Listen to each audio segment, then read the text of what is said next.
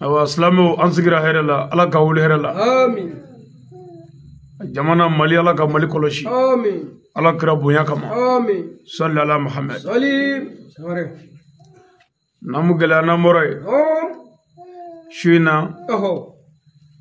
gazwa kaybara angunye abla yoro mena ame faga ta yoro la sare anga kaybara jofe konondona lame oni yahudiya we nyon soro chomina ani kumi mala anyo baro boli laydu min di islamu ma nala sona ni yo jofe konondona damne Allahu akbar sare nya fiye shenjama islamia mana kele kama wa islamia rete kele ke dine bada islamia jogo dine de ani ben dine islamia bi kele ke yoro yoro ba soro islamia desera de ala yere ko qur'ana ko kele kera wajibi auka hanna mandaye ote dore ni islamia we chibla jien ladriya nyinni jien klele nyinni jien dame nyinni o srakan islamu bi jien di dine warama iki kala batu islamu bi jien di kafiruma iki sagoke ngani kafiri mingi bi dangari islamu ka islamia la abi wajibi islamu ka yorola ku yere nyini o yere nyini de yanze gazwa kaybarama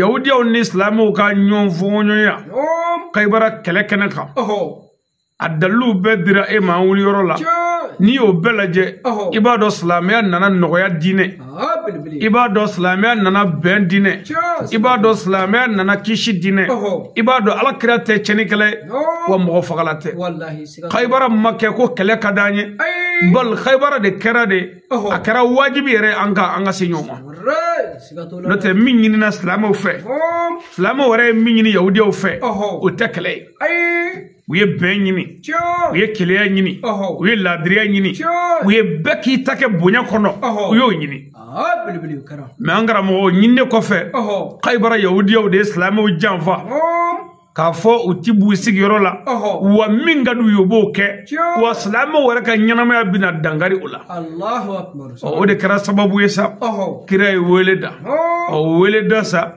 anyo de nyefolu ke kana faga se kasheti konondo na bi fa anjoro kenaka aywa ami folo ka dugo ke jamana yi no mali mali bi gele minun kono ni an faso de an sigi ko bakeme ami dugo ke faso ka dugo ke ka nyini ala fe mali ladriya mali klele ala ka sabati jamana bi gele minun kono ala ka bu kono ala kira bonya kama ni gazo yere kama sallallahu muhammad sare namu gele na moray nya fiye ngo gazuwa nunu baro boli iye korobala ala yere ko qur'ane na ko ne ala folola ka isore no kokoro baru bonga kire qur'ane kono Allah akbar min de manan nabi monga min de bana kiroka min de bana ala ka jombo ka ko muhammadu ye ala yere ni lakali kire ko abi munye kire abi limana de kirama abi munya kire yere ka nyanama ya tebe njuguma abo ira kirala abi munya kire ba do ko bima duguje otuma tarugun yere boli abi munya o de ye ka bli kono folo ko bima duguje wa ka chunga sumaya ibrebe ni ye kafiri nyono kafiri bo beni gazo e ngono minun kle bana ni islame nyono islame bo beni gazo e ngono minun kle bana bo ado yere kle bi ba me ni ye minke o de bituya nga abina medodo ko ni ndargo nunu be galoyi abno me nga nayo me o kana o kabako ya e kay gazo kay barayna gele min dara kafiruka yahudi o toro min zoro islamu bulu o yahudi bona kele nunu islamu mbarabo fo ajeba Allahu akbar sigatula o kuma ni ko gazo kay barate cienye kana jiga tigila de sayyidina ali abubakar sirki umaru nunu olu e tada minunga olu mode umbe afobi ko ciente pour que olu kasaka sesoro islamu ka bilbili sare gazo yi no gazo kay baray fanga don ko Kaibara do b'an bolo ya wanga do ko Kaibara yɛrɛ ti ban koyi ni Ala kira de sahabaw ka Kaibara de ɲɛfɔtɔ ye mais e yɛrɛ kana ɲinɛ dɛ Kaibara b'an bolo Mali la yan wa diɲɛ bɛɛ Kaibara bɛ dugu bɛɛ la bi an ka Kaibara ye jumɛn ye Java min b'an fɛ yan Namara min b'an fɛ yan Suyani min b'an fɛ yan jɛnɛya min b'an fɛ yan mɔgɔ faga min b'an fɛ yan dangadenya min b'an fɛ yan muso mago tɛ cɛ la cɛ kɛ tɛ ladiri ye o nkalon no o Java no tiɲɛni min b'an fɛ yan o y'anw ka gazuwa Kaibara yɛrɛ ye nka n'an ye sɛbɛkɛlaw ka baro bɔ a b'a to an b'an jija a b'a to ni gɛlɛya min nana an ka sɛbɛ kɔnɔ an b'a dɔn ko a ma daminɛ an na o tuma tariku ninnu nafa a ka bon nka ni wajuli banna k'a tɔ kɛ tarikubɔ fana ye wajulikɛla bolo wajuli tariku ti foyi ɲa tarikuw bi bɔ de k'i dɛmɛ i bi sira min kan k'i se sabati nka ni a bɛɛ banna k'a tɔ kɛ tarikuw ye o y'an bili ye walasa an kana bi an bɛ to ka sira fara an datɔ tariku ninnu na i ka se ka faamu sɔrɔ i k'a dɔn bi ma dugu jɛ ani ka silamɛya yɔrɔ yiri la ani ka adamadenya yɔrɔ yiri la kitabu ma tabu ɲɛnamaya yɛrɛ taabolo ka to k'o yiri la ya kulo gɛrɛsɛgɛ mana kɛ min ye a bɛ n'o mɛn kitabu duman in na n'o ye gazuwa Kaibara ye n'i ye Kaibara fɔ anw fɛ yan an musow kɔrɔ yan an b'an kunkolo siyan ka yɛlɛ n'o tɛ Kaibara kɛlɛ ye kɛlɛ ye silamɛw bolo kɛlɛ min tora histoire la fo diɲɛ ka wuli parce que gazuwa Kaibara kɛra kɛlɛ ye min gɛlɛyara silamɛw sɛbɛkɔrɔ fagara silamɛw se bolila silamɛw kan mais Ala y'u dɛmɛ n'u ŋaniya de ye mumini ni muminatu k'a dɔn i bi ko o ko la ni Ala bɛ ɲɔgɔn fɛ Ala ka dɛmɛ b'i yɔrɔ yarabi Ala k'an dɛmɛ gazuwa Kaibara ni dakuruɲɛ 2 min nɔgɔyara a bɛ n'o mɛn n'a diyara Ala ye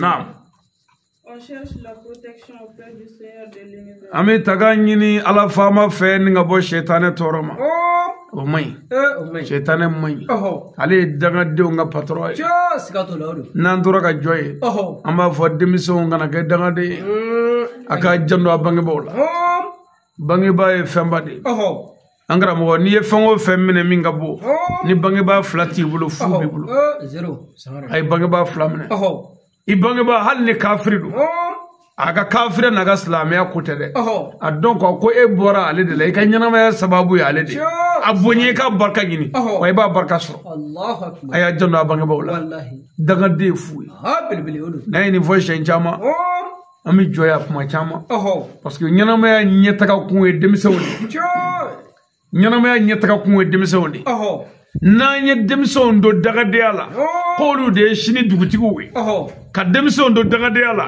k'olu de ye sini alimamiw ye ka denmisɛnw don dagadenya la k'olu de ye sini jamanakuntigiw ye i b'a ye jamana t'an bolo misiri t'an bolo wajuli t'an bolo tuma an bɛ to ka jɔya k'a fɔ denmisɛnw ye an ka bangebaaw b'o ye lahara don siratu pɔnda la i bɛ ɲininka bangebaa 2 labato la yan'an ka se i seko ye min ye bangebaaw ye Ala k'an kisi sɛtanɛ tɔɔrɔ ma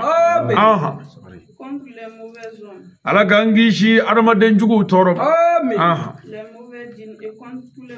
wa Ala k'an kisi jinɛ juguw ni Ala ka dafɛ bɛɛ tɔɔrɔ ma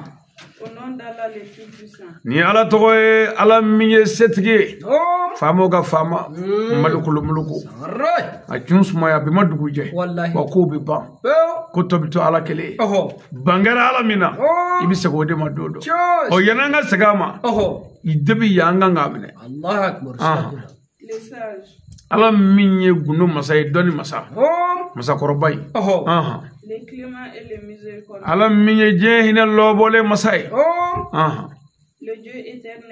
wa Ala min ye kelen ye a bɛ to kelenya la fanga tigi don o kɔrɔ ye kuma dɔw la fɛn dɔ ye kelen ye nka n'a mɛnna sen na a bɛ kɛ 2 ye nka Ala ye kelen ye wa a bɛ to kelenya la a y'o de fɔ kuranɛ kɔnɔ k'o tamakiya bɔ bɛɛ la ko kuluhu Allahu ahadu Allahu samad lam yalid walam yulad walam yakun lahu kufuwan ahad suratul ikhlas la ale Ala ye kelen ye wa a bɛ to kelenya la wa ni foyi bɔ ne ɲɔgɔn fɛ bɔ fɛ ɲɔgɔn da la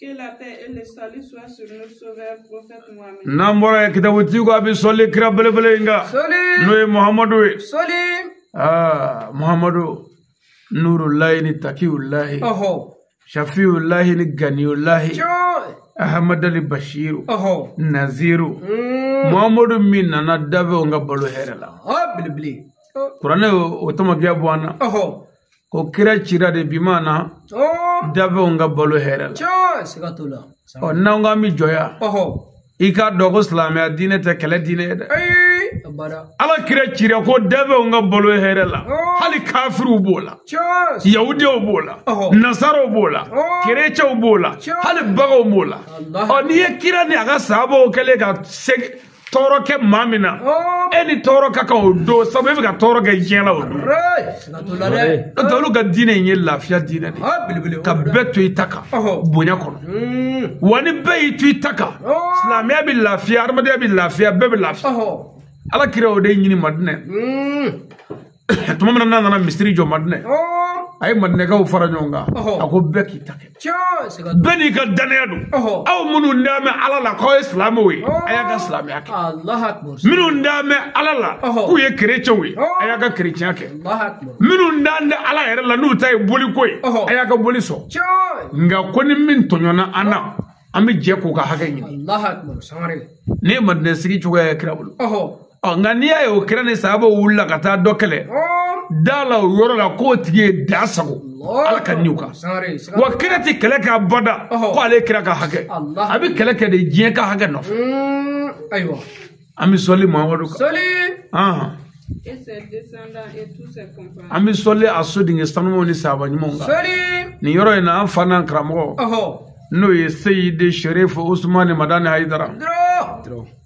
ami duwa kai wallahi aluka karamo kara nyemo nyuma ala ganjere ka ko mo nyuma amin Haidara bi fude wallahi aluka ale de andeme kambla sebesraka anyona be chenni da zawula akeme kambla sebede Allah akbar sigatu Haidara ne chi ami duwa ga karamo shini kenani labangun mani lafiya la ko dana amin karamo de mo bi yoro jamia ansar din islamia jamana kono akoka ami befo wallahi da vanganji jade ko cien yele ko fe galoti table wa cienira anga mena ni cien Haidara ni ci namora isa ne dogure minu ndogara abno sro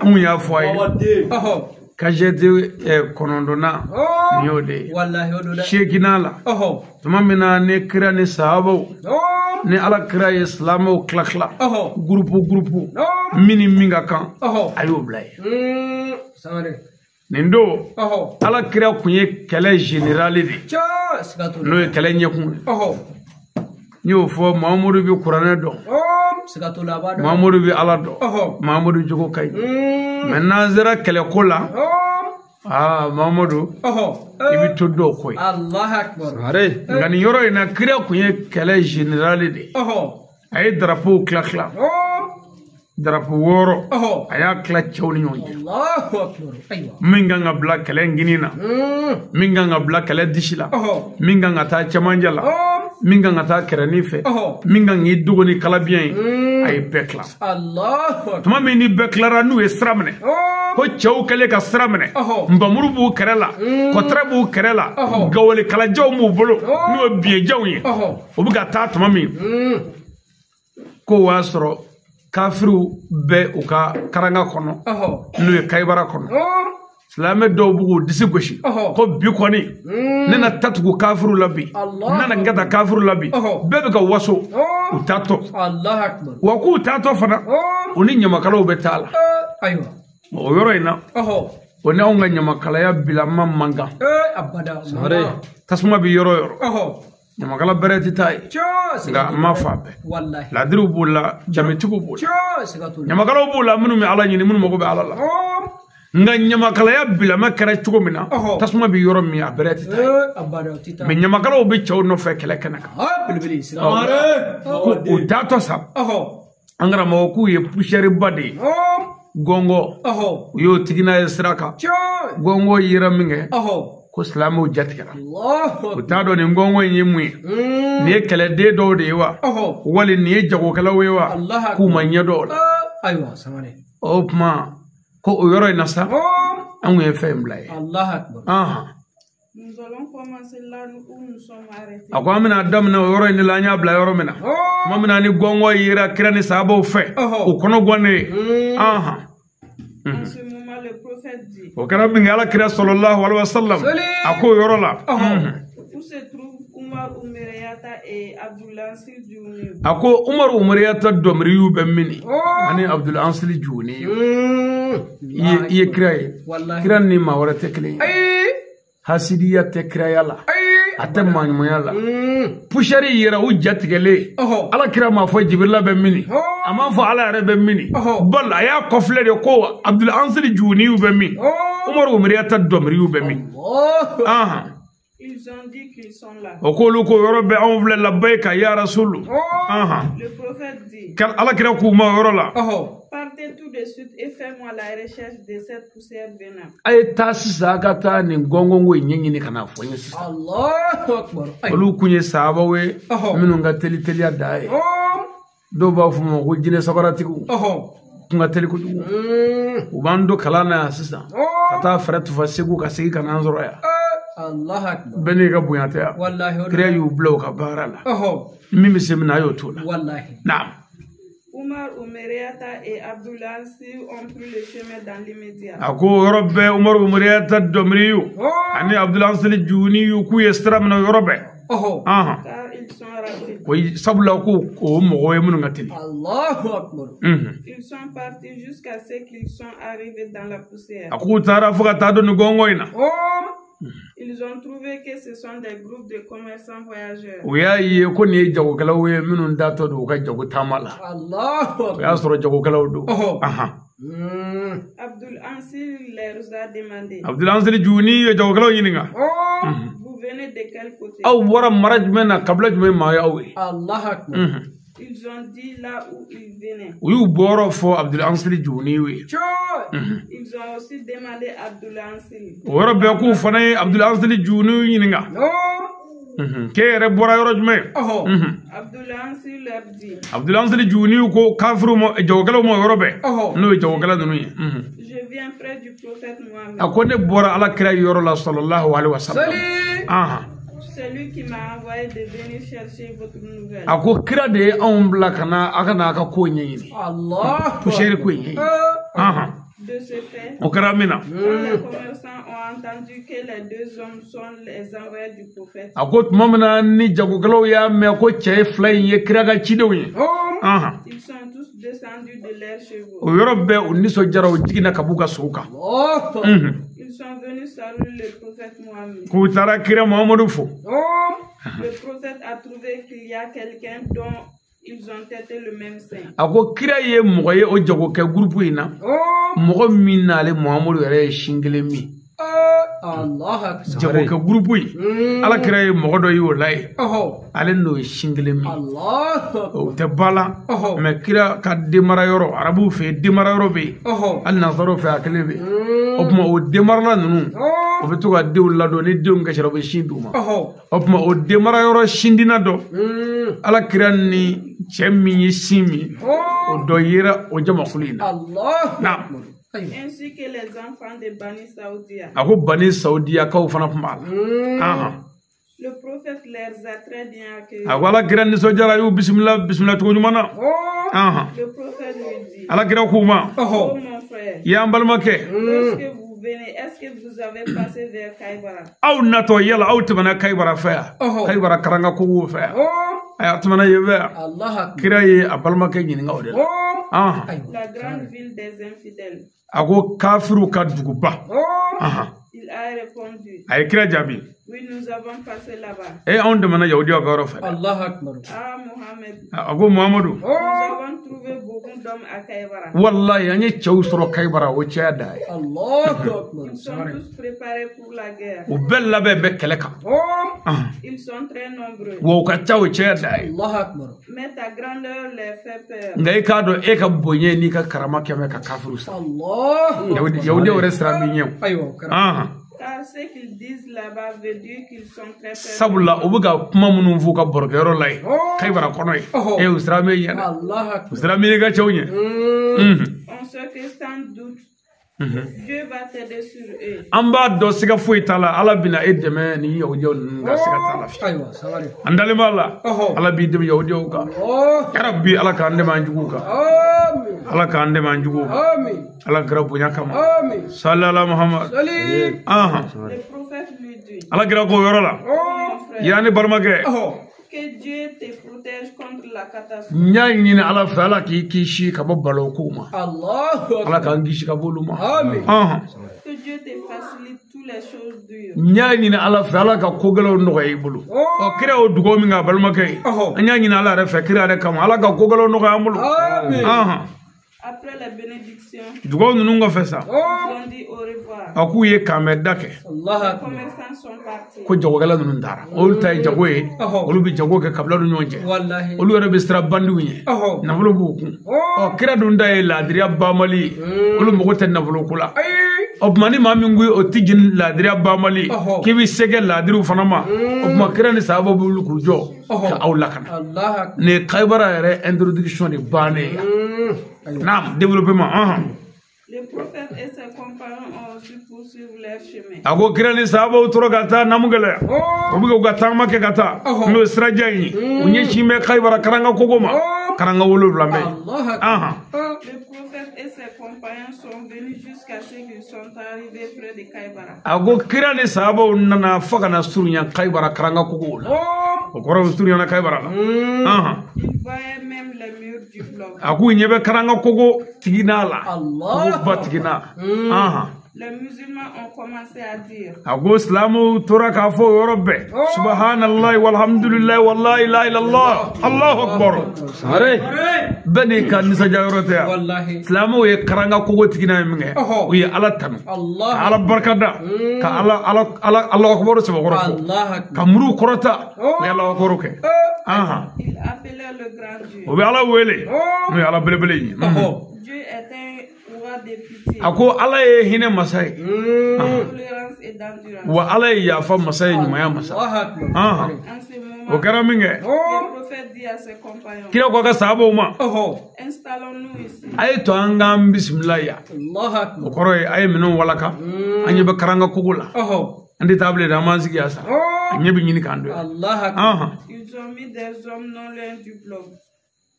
Uye chedo bla minu yoro manja karangala. Ils voyaient les gens du bloc. Unye be karanga kugo tigina la ka mogo ye karanga kono ye. Les gens du bloc les voyaient aussi. Wa karanga mogo fana nyebe kirene sahaba da. Anye be nyona sare. Ils se sont un peu égarés du bloc contre les flèches des infidèles. Ngukebe ku yoro janya karanga la doni. Sabula kalabiye tigu be karanga safe. U kana nu bo kalabiye na. Islamu kebe ku yoro janya doni karanga kugula. Ngo ni nyebe karanga tiginana. Wa minu be karanga safe.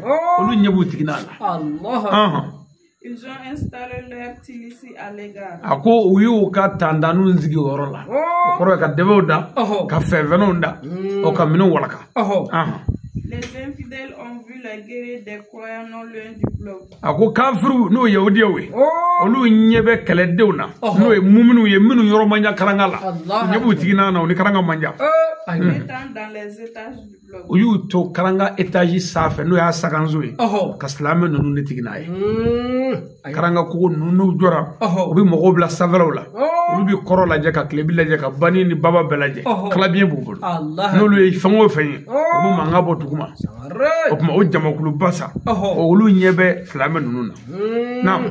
Les infidèles disaient entre eux. Ako yahudi wa fo nyoma. Voici Mohamed, il est venu. Ne Mohamed na lewe. Allah. Il est avec le fils de son nom qui est à lui. Wako ana binake de do noe almami aliyo ibn abatali. Nisla me jamakulu bay. Aw mir ma jigi mashila Muhammadu fole kofe. Ni almami aliyu te. Waya choya. Hasidi magusara. Beni place do. Wallahi. Ils sont venus démolir nos blocs et tuer nos enfants et nos femmes. Wallahi nun na gute fuya nga karanga ko go bila andala ko. Kam so fa kan de umba. Ka karanga minana. Unna ku de karanga bochili.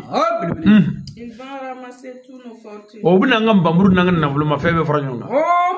Mais on doit rien rien leur dire. nga akana foyi Allahu Akbar. Et on ne doit non plus ouvrir nos blogs. wa manga jananga karanga dale li islamu yifi anga karanga tota On ne doit pas ouvrir le blog à cet vendredi ni au reste de cette mois. wa bi jumay ngira do juma do afa Allah amanga karanga dale juma re be kono bi wa foga ni ngalo yere sa amanga karanga dale nya fi nya soro ye kalo kele balo de nyini kabla balo munun ti cien pour que ça islamo kele ko ka karanga datugu kalo kele angana dale fiu Nous allons ouvrir le blog lorsque leur nourriture finira. Enfana ba tota nu ka nyo banu bulu onana ni balo munu dora tu bulu buru jalo ni gato ko no lu banu bulu amanga karanga dale ba soro ko ngo bulu mi soro ku fa Dans ce cas, nous allons les combattre. no karamu kele Cela trouvera qu'ils ont très faim. ba soro ko ngo be islamo la Si cela est fait, no kara nous allons trouver un moyen pour les tuer et les massacrer. amu be fa ka do nyana mamina antega flala ne nanya ngu ka u fale mai anya soro mandi de De ce fait, o karamina surveillez très bien les portes du blog. ay karanga datugu kanya Surveillez très bien les portes. ay karanga kogo kola shikanye Si leur nourriture finit, nu ka duguni bana tumami nous allons commencer à les jeter des flèches. ami soro ka gawali kala nunu ni kala biyo ka ku gawali kala yo don ubi nege biri bado bubulu walma kala bado bubulu anumbole do kala jambai anumbole do to gawali bo kala biyo nunu u gama ka yiri do de tike ka yiri ndefe ka ke kala jani kan nege ni shori anuna nege de ba nuna o manu ya fili abita du kono kabo o de kala biyo bo kotre o tasa datugula do na fo barma datugula o de be ke ka kala pme ani ka karanga to de kala biyo nunu pme ani kan bamuru pme o to ko kotre o mananya ye ko dumuni banu bulu ami soro ka kala biyo ke ku bo Et les cailloux avec des manjaniki. wanno fana bana ami kila ka anga manjaniki amo ke ku bo gaba kurula manjaniki ni to don o ye ndavare de ndavare fitini me glan ve do ko mako bugu ndavaro u ba gla ka gabagurin bla kono i ba funu ka soro ka afli ka juru kele bla ka kele tubulu ni ya fliya abta fo jola dala ni ya fli ça da ta tali da ko me ka fina ni a shar ko malama de a shar ko malama shar ko ba bamana walma shar ko ba traditionnel o de ni nazaro bi bomu glala minglan no shar ko ma kele kele o ni o nyona de o bina yiri baw de dadada ka gleba fo étage glano o mo no kara bi jeka funu gaba guru bi bla kono o bi stro ka fli nu ya fli na tara bi ka étage ka ba wol ka Allah akbar sare o de to ko man janiki kele kala baw l'arabu fi o le bagla wallahi me bet ga glane fo kungulo tigu Allah akbar luka minisi bamun me kele nyado o le bagla nam Le prophète dit à ses compagnons, ala gira ko ga sahaba ma mes compagnons, yanga jama patientez-vous un peu. aya munyu doni Allah akbar Ne les jette pas des flèches ni les bâtons de gawal. akana kala biya ke ka kafiru kiru jango gawali kala aywa Tant que je ne vous donne pas l'ordre. fonga jenda ma Allahu akbar ikrai ko faka jenda Cela était une attitude du prophète. ako kuye kira ka bara de S'il décide de combattre un groupe, nu we labe ke watu ku be jamakulu mingele ses compagnons ne commençaient pas à battre sans l'ordre du prophète. uti kele ka bada fo kira ka jeni Allah mi jatmina ke ni kele kala ube kele la kele nyemo aka kundigi no aka seidi anyema akundigi kele ti damna bada fo ka jeni Allahu akbar no e jeni upma abi toroka kele damna sigatullah bo islamo ka ketu wallahi udule Il a donné l'ordre aux musulmans d'encercler le blog. Aïe. Aïe, jeni islamo ma ko ka karanga koko kori yoro jamve aya klakla aga karanga kori kle tan wolo langona Allahu akbar aywa nunu nga ko e kabo ko kle tan wolo nyebe nyona an chitete chimo Allahu akbar besra mew wallahi jama me yahudi o bula ka chan Allahu akbar nga silamu tisran nga silamu wɛrɛ b'a dɔn n'u ma fɛɛrɛ tigɛ yan a ɲama de kɛlɛ ye fɛɛrɛ ni jani ni min da ɲana o de bɛ se ya rabbi ala k'an faga se naam u y'u jija ka karanga labɛn ka karanga kogo kori tile 17 kɔnɔ silamuw kɔni ye karanga fa bɛɛ minɛ hali ni yɔrɔ ka ja karanga la dɔw bɛ kɔrɔ fɛ dɔw bɛ tilebi fɛ dɔw bɛ bani fɛ dɔw bɛ baba fɛ bɛɛ ye karanga kori sa naam jusqu'à ce que leur nourriture sont finie a ko o fana na tile 17 kɔnɔ u ka dumuni fana banna silamuw bolo dumuni banna Quand cela est fait, les compagnons sont venus près du prophète en disant que leurs nourritures sont finies. Kira sabo nana kira yoro ko balu bana. Allah akbar. Kafuru be mi fotani. Kanga mu doni. Ni nyobana. Adunda bawulo. Amu kele o konto. Allah akbar. O kuma balu bana flesa. Ke tanulo la. Wallahi. Fende bullable. O nana kira yoro ko dunda tide. Ibn Akira bana min fasa ibola. Allah. Le prophète leur a dit. Ala kira ko mo yoro la. Attendez-vous. Aya muñuge. Que Dieu vous bénisse. Ñañi na Allah fala ka barka do. Allahu akbar. Sare. Aywa. Ni yare yoro. Ni fo konto mamado ni abido afere. Ils sont restés comme ça jusqu'à 23 jours. Oui, Cléoro ko kofe. Allahu akbar. Fo Clé Mugani Saba. Le tan wolobla dunda banu. Cléoro kera jiko bugu debri sa. O Clé Mugani Saba ke. Wallahi. Nyebe karangala. Naam. Le titulaire du livre a dit. Kitabu wala ke ba ko yoro la. Ce qui concerne les infidèles. Ako ni ekran islamo tabani. Allah. Ko femi yodi o taysa. Dans le blog. Olu mun me karanga kono. La malédiction de Dieu est sur eux. Ala gadanga be kafir nunga. Leurs grand-mères se sont rassemblées. Aku ka masake ba. Kaf yodi o ka patron ba. O fana ye tosgi bake. Rassemblé pour une réunion. Ou réunion bake.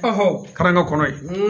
Ils ont dit. Uko. Malheur à vous. Aw tachena. Ça c'est quel genre de père? Ni mu israël awlata. Allahu akbar. Ouvrons la porte pour qu'on puisse se trouver. Ay dale sista ani nga ñoo zoro de. Be ka mo doya. Les musulmans sont peu de masse. E jama fitini abi das tatu ñe ka sraw lu ñe. Aw mun dezuwe. Allahu akbar. Nous sommes plus nombreux que. Jama mi mamule akula nga jama do. Abi ka sraw nu ñe ko mu ngara. Allahu akbar. Dans tout cela nous avons peur d'eux. O bala ko abi ka sraw jama fitini. Ntaro mo. Allahu akbar. Cela est très injuste. Ni woni jigani dai ani kungani kulangulu. Aya ka mo do ya. Ils se sont adressés au gardien d'ouvrir la porte du bloc. Europe où y jendi garde mo ko kadda Allah akbar angara mo nyaagale bala wallahi akarule ko kadda o karaminge ils sont montés sur les étages et la mur du bloc. o Europe yalla karanga ko ka ani saganzo Allah akbar kayele savalo la wala zo ga nyoye kanya rem na damne wallahi naam Ils ont dit en haut. o ko safay Les compagnons du prophète. o yalla kira ga jama Préparez-vous pour la guerre et la mort. ay Allah be kalani sayaka o fa safay o ka korota na Demain au matin de bonne heure. o sinizu mo jona sa Nous allons ouvrir la porte du bloc pour qu'on se trouve. amna nga karanga dele ka wala sa nga se ka karnyona Allah ay Allah be shini Ça, c'était les titres des infidèles. ningara kafiru ka yoroi bilbili islamu ka la hala fori nyo bana mulo wallahi dunda tebele kli woro kara kokona yahudi ota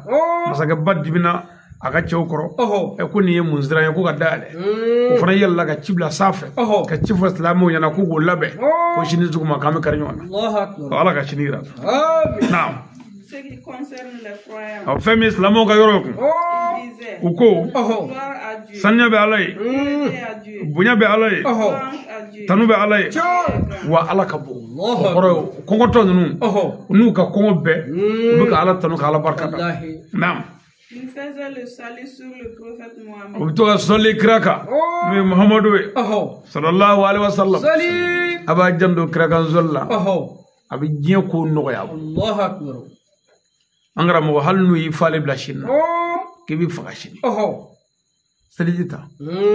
Igi jija ka soli kraka. Shen keme soban tan saba. Yani shinin vali che. Ni ka vali hami.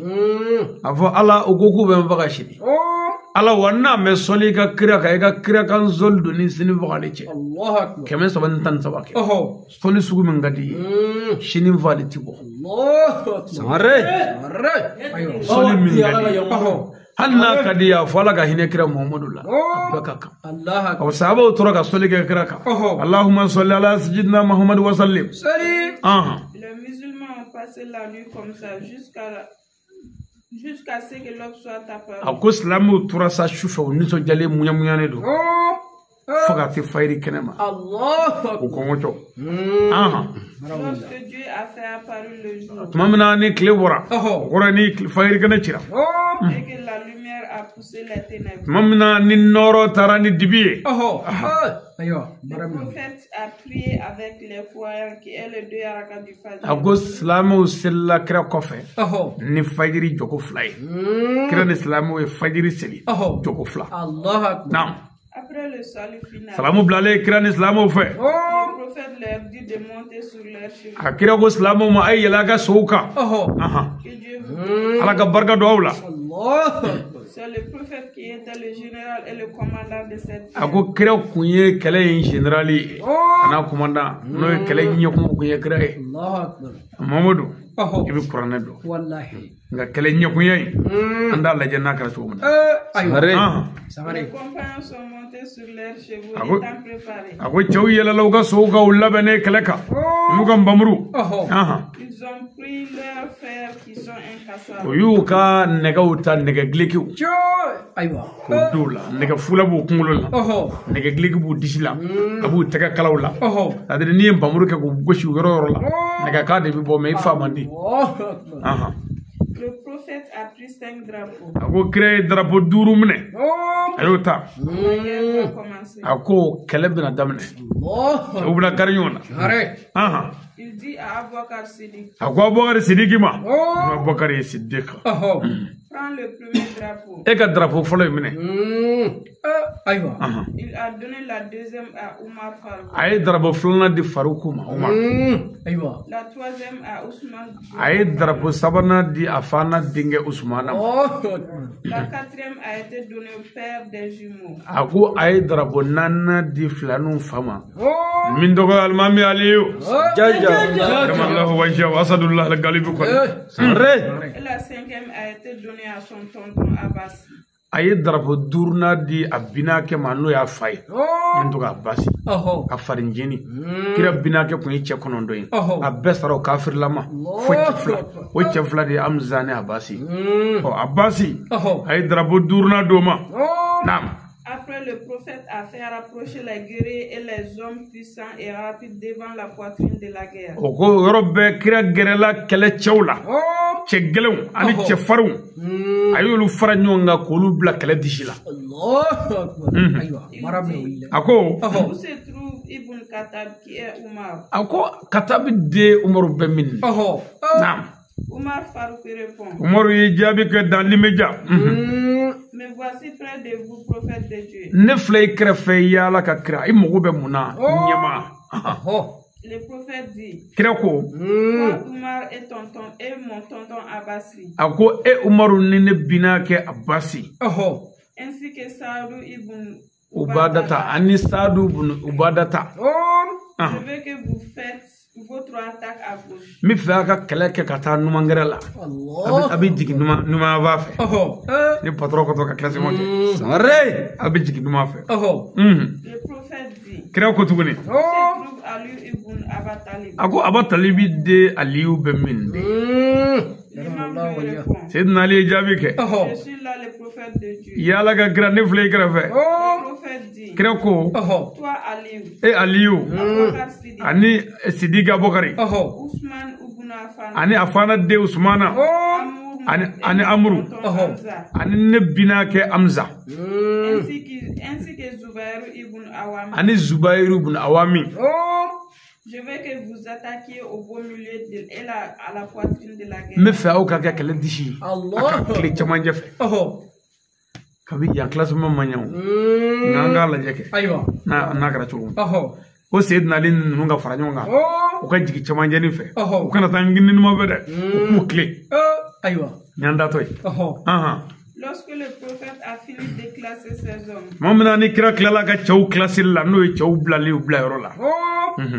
les infidèles sont venus mettre le bouclier sur la porte du bloc et l'ouvrir. Ago Yahudiya nani gawaliwe anu ka koterew anu ka kalabienu ka mbamuru kana karanga dale me karanga dale to we tasa nunu biru kungulu la aywa yani ka kotere nunu biru kungulu la ka karanga dale Ils ont classé leurs hommes en 10 groupes. Yu ka chawkla Yahudiya kafru yu ka kele dungla krema ta klasa durua wallahi yu takla groupe tam aywa nam Chaque groupe contient 10 000 chevaliers. A groupe tan kele de ma batan Allahu akbar daram dangen ga jogon aywa ma ala bere groupe kele ma watan mais kira ka groupe duru groupe kele ma duru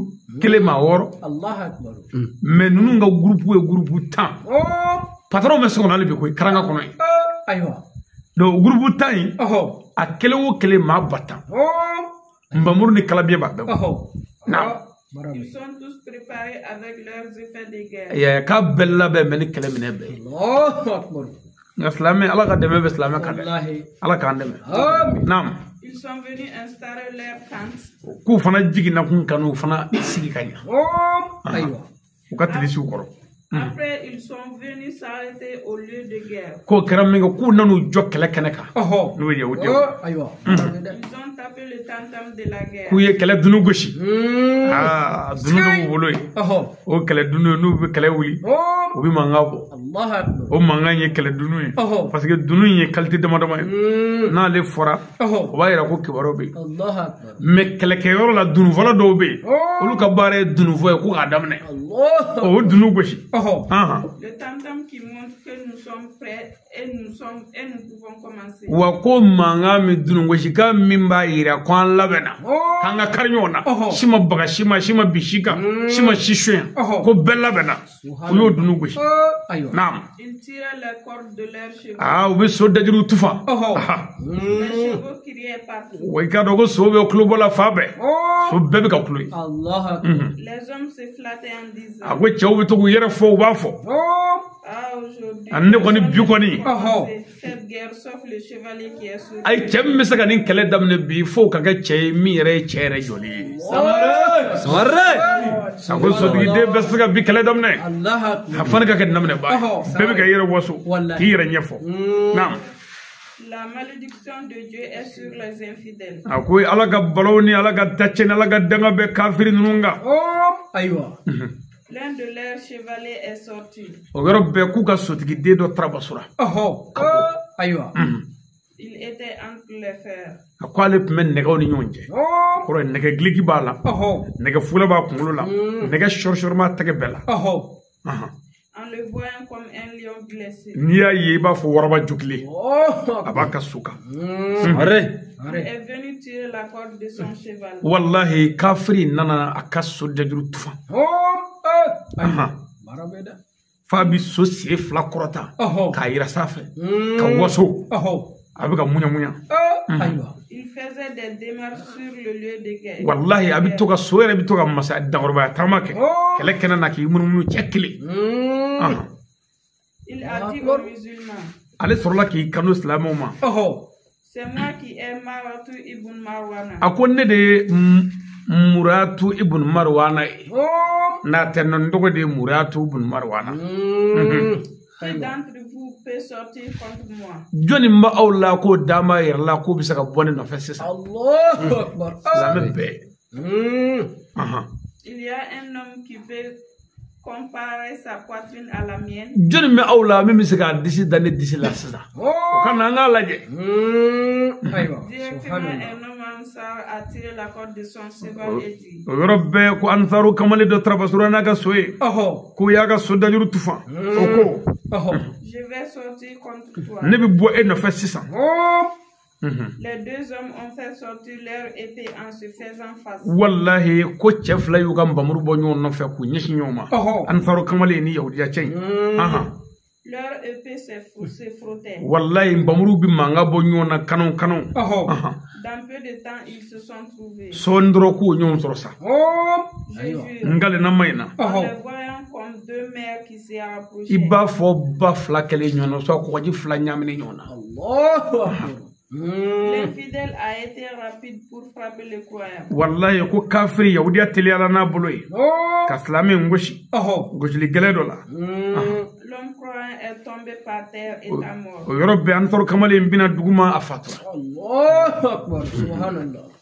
Son âme fut transférée dans le paradis dans l'immédiat. o yɔrɔ bɛɛ a ni taara alijinɛ kɔnɔ olu taa yɔrɔ de kɛlɛden ninnu fɛn o fɛn mana sanni kɛlɛ kɛnɛ kan o taa yɔrɔ alijinɛ ye silamɛw ni muminunw na o la an ka ɲinifɛn tɛ kelen ye yahudiya ninnu min ɲinini kɛ an ka se ka silamɛw fa an ka tɔgɔ sɔrɔ ka n bɛɛ ja kɛ bɔn anw bɛna kɛlɛ kɔnɔ an ka laadiriya sabati n'o ma sabati an ka sa n'an sara an bɛ don alijinɛ kɔnɔ n bɛ segin ka na musow senkɔrɔ ani n bɛ saya fɛn fila de don ninnu nana ni n bɛ segin ye silamɛw nana de anw di segin anw mago bɛ alijinɛ de la o bɛ sɔrɔ yan o tuma an ka ɲinifɛnw tɛ kelen ye an ka yeta yɛrɛ tɛ kelen ye an taar'o kɛ sara Le deuxième homme est sorti entre les croyants. a ko silamɛ filanan fana tarabasura n'a ka so ye u bɔra silamɛw cɛla L'infidèle a aussi tué ce deuxième. o yɔrɔ bɛɛ a tilala k'o fa Il a aussi tué le troisième jusqu'à ce que l'infidèle a tué 12 croyants entre les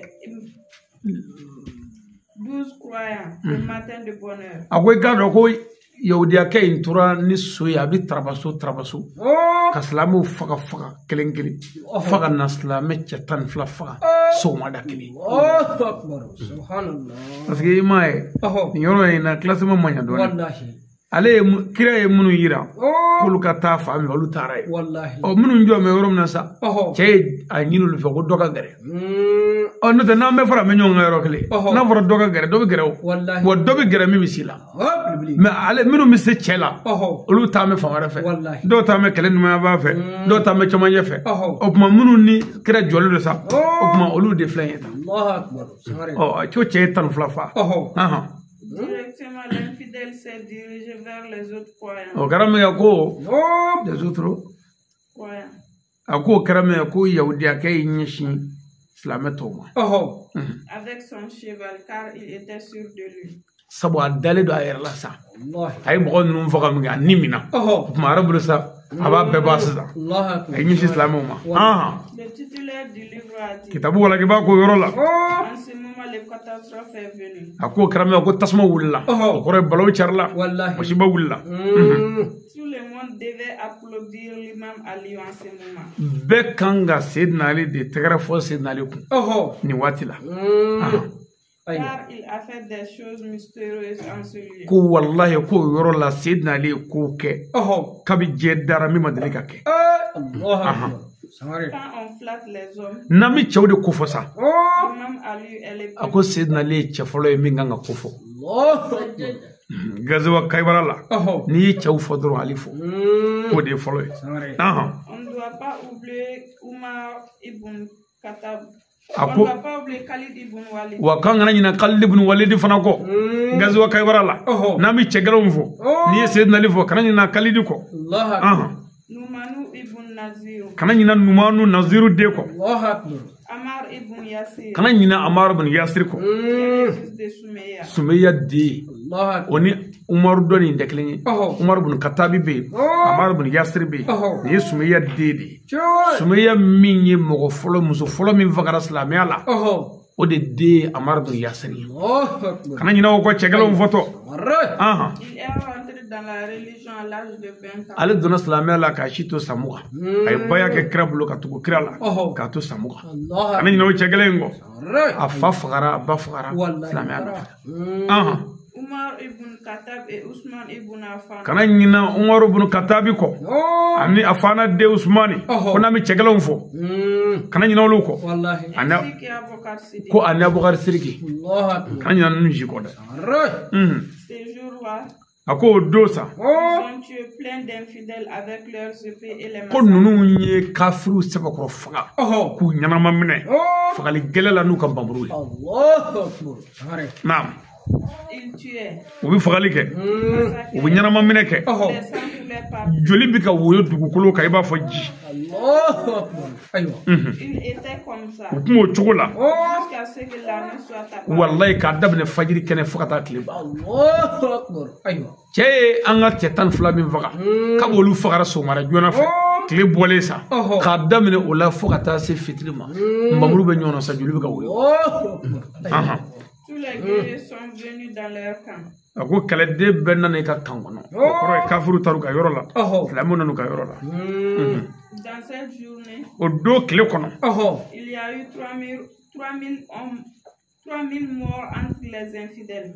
a ko o don tile kɔnɔ silamɛw y'u jija ka kafiri maa 3,000 faga Allahu akbar mɔgɔ 3,000 u y'o faga Leur blessé n'a pas pu être compté. u ye min jogi dagotigi ko k'ale ma se k'o kɔn dɛ o cayara kojugu kafiri fagali ni jogili la Tellement qu'ils sont nombreux. u ka ca kojugu Allahu akbar Il y a eu 300 morts entre les musulmans. mais k'u fana y'u jija kɛlɛ don fɔlɔ u ye silamɛ 300 faga Allahu akbar u ye silamɛ 300 faga silamɛw ye kafiri maa 3,000 faga Allahu akbar Dieu les a aidés avec la chance. ala y'an dɛmɛ o don ni gɛrɛsɛgɛ ye déclassement ɲan dɛ wallahi Les deux groupes de guerre ont passé la nuit comme ça. a ko kɛlɛ jama fila in ye su k'o cogo la Les gardiens de deux camps surveillaient leur côté. gardien bɛɛ bɛ ka i ka yɔrɔ kɔlɔsi c'est-à-dire wula sera su kora u ye kɛlɛ jɔ ka yahudiw taru ka yɔrɔ la karanga la silamɛw taru ka tilisiw kɔrɔ silamɛw n'u ka gardien olu bɛ su kɛ ka munumunu ka silamɛw kɔlɔsi yahudiya ninnu fana bɛ su kɛ ka karanga kɔlɔsi olu bɛ ka karanga kɔni kɔlɔsi ɔ silamɛw bɛ k'u yɛrɛ kɔlɔsi Quand l'aube est apparue, tuma min na ni dugu jɛra kun le prophète a prié le fajr avec les musulmans. o ye tile filanan ye kɛlɛ tile filanan tile 24nan o y'o don ye o kira ye fayiri seli ni silamɛw ye Après le salut final, silamɛw bilalen sa il a commencé à appeler Dieu. kira ye ala wele dɔɔni dɔɔni Il a dit aux compagnons, a ko kira ko a ka sahabaw ma ala wele bannen kɔfɛ parce que a y'a ye sa silamɛ su cɛyara su 300 silamɛw la doncogo t'u la k'a fɔ silamɛw ni min sara an b'o su seli k'o su don doncogo tɛ silamɛw la sabu su cɛyara an bolo silamɛ su 300 kɛlɛ si tɛ yen o sɔrɔla min na don kelen nka gazuwa kɛbara la o kɛra la montez sur vos chevaux. a ye yɛlɛ a ka sow kan Dieu vous bénisse. n y'a ɲini ala fɛ ala k'aw dɛmɛ Ils vont commencer là où ils sont arrêtés. k'u bɛna kɛlɛ daminɛ an y'a bila yɔrɔ min na ye La guerre va commencer. kɛlɛ bɛna daminɛ kun o dugu jɛlen Les infidèles sont aussi sortis. a ko kafiriw fana bɔra n'o yahudiyaw ye Tous les deux groupes de guerre ont fait face à face. a ko silamɛw ni yahudiyaw de karila ɲɔgɔn na kun tile 2nan kɛlɛ tile 24nan L'homme maudit est encore sorti tôt. a ko dangatɔ min ye faali kɛ kunun dɛ a fana sɔrɔla ka wuli bi kun Du nom de Maratu ibn Marwan. marayatu bun marwan o sɔrɔla ka wuli Il a tué 12 croyants hier. komi a ye silamɛ cɛ 12 fa kunun o sɔgɔmada joona fɛ Donc il est fier de lui. a dama yɛrɛ la sa sɔgɔma yɛrɛ ye Pourquoi il est sorti tôt ce matin? a tarabasura ka wuli fayiri da in na k'a bɛna kunun da ɲɔgɔnna kɛ Il est venu crier entre les guerriers musulmans en disant, a nana jɔ silamɛw cɛla kɛlɛ kɛnɛ kan a bɛ kulo bɔ a bɛ so giri a ka so sen 2 bɛ kɔrɔta a bɛ kasi a bɛ so dajiri tufa a ko je suis le monsieur qui a marqué son signe entre vous hier. a ko ne ye cɛ ye min ye a ka darapo bila aw ni ɲɔgɔn cɛ a kunu n ye n ka tamasiyɛn bila a kunu a bɛɛ bɛ ne yelen dɔ sa ne ye cɛ gɛlɛn ye Qui d'entre vous peut sortir pour m'affronter. Joni me awla no dama yalla no bisaka na yere diapu. Kun wa kuma mun wala. Wallahi. Ni de folie. L'homme maudit a fait l'appel et dit encore. Ay weleda. Ba ka korota ba fo. Qu'est-ce qui est arrivé à votre Khalid ibn Walid? Mais no ka Khalid ibn Walid yere be minne. O kara to ko dede. Allah. Comme vous lui flatte en guerre. Ne ba yi ab to ka Khalid ko fo kele la ko o kulo kele o duna o bora ko kumulo kai. Na dama yalla na bolle be akana. Allah. Ale be min Khalid ko min aka Khalid to ko min. Où se trouve Mikdadu ibn Afwad? Kebiru. Ngo aka Mikdadu ibn Afwad Kebiru be min. Abo mi mo tu fota. O che me min. Allah akbar. Où est passé Amar ibn Yasir? Amar ibn Yasir yere fana am to go mo tu me adap mai be. O be mi. Où est passé Zubair? Mo Zubair aka Zubair to me min ne. Allah akbar. Sangare. Abuka Bedru shi abuka bewele. C'est dit Khalid ibn Aba Talib Ella non et Umar ibn Khattab. O ko ma nego. Aka almami Ali were be min ne. Umar ibn Khattab fana be mi. Eux qui sont flattés entre les compagnons du prophète Mohammed. Nimbe mongdu be kira ga jamakulu la ne bole fle ni min na ma yer la ko ci o kan. Allah akbar. Aywa. Keni jamana. Keni jamana. Wallahi. Aucun d'entre eux ne peut pas sortir contre moi. Mo taw la même se ka bonne no fe. Il dit encore. Akotuguni. Oh Mohammed. Ya Muhammadu. Tu peux pas envoyer les fils de ton oncle. Et tu sais qui binaga de chini madea ni arrête ka ye boda yere. Et tu sais ka chini madea. Je vais qu'il vienne pour qu'on se balade. Ne fait binaga de ali ngana. Anga lamani nyoye doni. Anga nyar ni nyoye. Wallahi kan nga balade doni. Ni tani jawane do. Ou bien tu as peur que je me promène dans son sang tout de suite. Awa nya do sa wor ma israme ngana noni ibinaga de julla no aliwe. Allah. Ngana na kana karaba fa. En ce moment. O garamunga. Le prophète a dit. Kira ko yoro la. Où est Ali ibn Aba Talib? Aliou be minine Aba Talib di. Allah. Bajaja. Karamallahu wajahu. Ngaramo. Ko Aliou be mini. Aba Talib di. E ku ñu bla yoro mina. O tu yoro. Allah akbar. Sangare. Abna yoro soro sida. Wallahi. Wana yoro soro. Ni fe morla ibnu me. Aywa. Nya fi gazwa Kaybara. Ni ya jofe ngono dona. Wallahi. Wati mamulu. O tamajon dama ko wati bana. Aywa. Sangare. Ni ala yi wati noya. Nya fi ni kitabu yi. Abi famu chama di. Wallahi. Aba yirila ko bi maduguje. Ibi ko ye senabi. Abe ko koro ladege. Cho sigatula. Ni islamé nunu ye islamé ke gele akono yoro ina oni musote oni dinde islamé to bane ka to ke jene dabla java dabla dangade dabla maya ke hine mo lay jogo glan na selika misri kono ki brebe ni yere ande sero de la wallahi nunu dakara ka jemso ni dewngo kata faga mo keme saba min volé fla kele yoro la na besara akla be mo min furle ko muso nu dewme so abbe nana saya ala kira nofe islamé akorotali o mena forasisa mbamuru teble kotere teble gawali teble ala foi teble foki jogo gla ka seri ka shunki jogo nya o dro ande saro de la bela kanye islamé ya ka bokungolo made nunu tara sa tugo mina ni ye gazwa Kaybara do wuli sisa kanga nyondroy ma dala namitayo aywa ma kema so bisa kano kene ka kira kana anzeli kun seli bane ka bina waju ni yere waju on wande sare ma me ka do flamen nunu ngume ala no fe wallahi wa nyere kan anjija ni ye gazwa Kaybara me ka do ko chawe baraka wanna mani mbarobo ba ira ni chaw jaba chemru ye baraka kasa namu ga bare fo ba ira ni jaba bo jaba njite islamé horonde Obma nunu nga baro boli nunu yere be kaburu kono uba do amu java fi anu ka nyuma fo tale ko sa bakale ko wa abil le mana da yere maya o kuma tariku ninnu bɔli bi nafa min ɲa o ye nin ye mais anw tana ye min ye diɲɛ na silamɛya kana ban an bolo k'a tɔ kɛ tariku bɔ ye n'i ko Kayibara kɛlɛden bɛɛ sara o silamɛ n'a yahudiya bɛɛ sara mais an bɛ min na sisan muso min kɛn bɛ ka dilan tigɛ i cɛ la o y'i ka Kayibara y'i bolo ye cɛ min kɛn bɛ k'i jigin muso fila ni ɲɔgɔn cɛ ka dɔ tɔɲɔ ka di dɔ ma o y'i ka Kayibara ye faama dasagola cɛnikɛla o y'i ka Kayibara ye dangaden min mago t'a bangebaaw la o ye Kayibara ye mori dabalijugukɛla ye Kayibara ye wajurikɛla maanɛnina maanɛtɔgɔfɔla ye Kayibara ye faama so cɛnikɛla o ye Kayibara ye o tuma n'an bɛ Kayibara bɔ an bɛ to ka sira fara ka n'an ka actualité Kayibara